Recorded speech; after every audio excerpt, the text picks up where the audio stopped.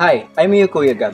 Now, we're going to tell you about what is interesting in our specialized strand here in Jose Panganiban National High School. Jose Panganiban National High School, elite and agricultural students. You heard it right. We are the agricultural students here in Jose Panganiban National High School under the strand of organic agriculture production. With that, here are some interesting competencies that the agricultural program will offer to you.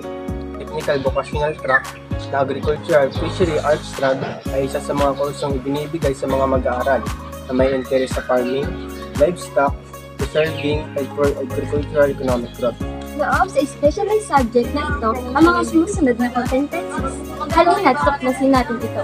Unang competencies ay ang produce organic chicken at dito nakapaloob ang maaari mong pag-aralan. First is select healthy stock and suitable housing. Second, set up cage equipment. Third, feed chicken. And lastly, grow and harvest chicken.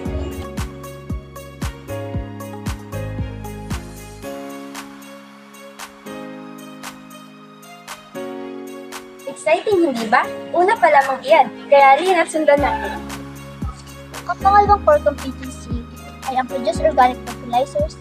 Ang mga sumusunod ay nakapaloob dito. The first, for the production of concoctions and extracts. Second, process concoctions, and the third one is package concoction.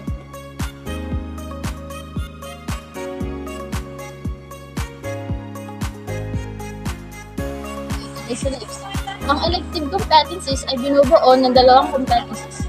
At dito, unawain natin ang pananatili ng organikong baboy o raised organic hogs at raised organic small ruminants.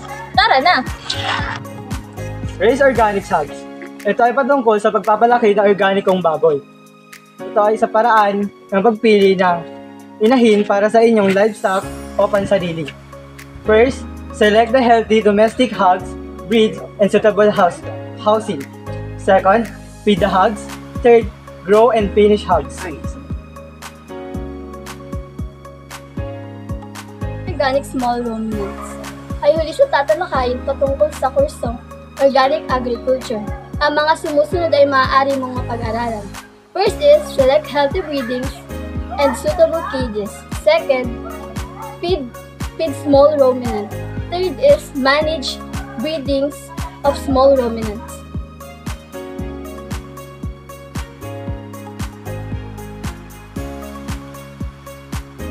Specialized organic agriculture production. Especially pag napasa mo ang grade 11, ay maaari mo ma-experience ang out-of-the-school activity. At ito ang work immersion, kung saan ang grade 12 student ay sasabak sa farm facilities. At ang goal nito is to apply your skill and learning. Nakaka-excite, di ba?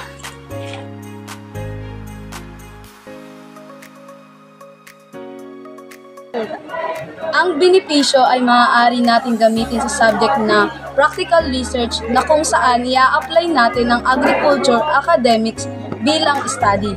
O di ba? Ma-explore pa natin ang kursong agrikultura upang maging eksperto at ahensya para sa maunlad na pamayanan.